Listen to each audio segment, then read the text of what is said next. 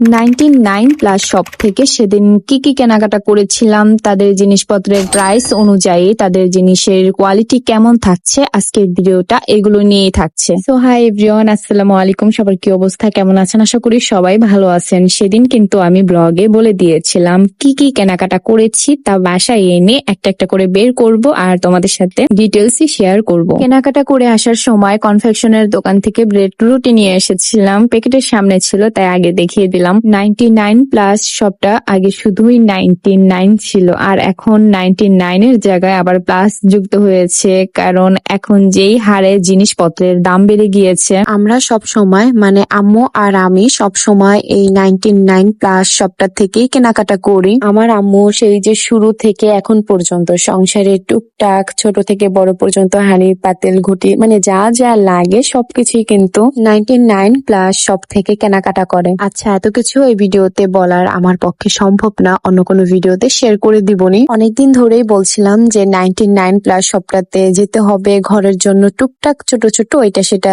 জিনিসপত্র কিনতে হবে। ঘরের থেকে বের হতেই ভালো লাগে না, অবশেষে বের হয়েছি, তাই ভাবলাম কেনাকাটা করে একবারে নিয়ে চলে আসি। আমি যেহেতু সবসময় ঘরেই থাকি, টুকটাক রান্না বান্নার ভিডিও মাঝে মধ্যে কিন্তু সবার সাথে শেয়ার করি, সেক্ষেত্রে আমার একটা তেলের বোতল খুবই দরকার ছিল। আমি এই বোতলটা নিয়ে আসি। 99+ শপটাতে ছিল কাচের বোতল, আমার কাচের বোতলটাই অনেক ভালো লাগে, তবে ওই কাচের বোতলের কোয়ালিটি ভালো ছিল কিন্তু মুখটা না লুজ ছিল, সেজন্য ভাইয়াটা আমাকে দেয় নাই, বলেছে এই তেলের বোতলটা নতুন এসেছে আপু, আপনি এটা নিয়ে যান। সব সময় দেখবেন আপনি যেই জিনিস কিনতে গিয়েছেন ওইটা কিনেও আবার অন্য জিনিসটার দিকেও নজর যায়, সেটাই না কিনে এনে আর পারা যায় না। ঠিক যেমন এই কাচের গ্লাস বা যেটাই বলেন না কেন খুবই কিউট লেগেছে, তাই আমি না এনে আর পারি নাই, কেনাকাটা করে চলে আসতে নিচ্ছি। ওই সময় আবার আমার চোখ পড়ে যে আরে আমার বাবার জন্য তো আমি বলেছিলাম ড্রিঙ্ক বোতল আরেকটা নেব।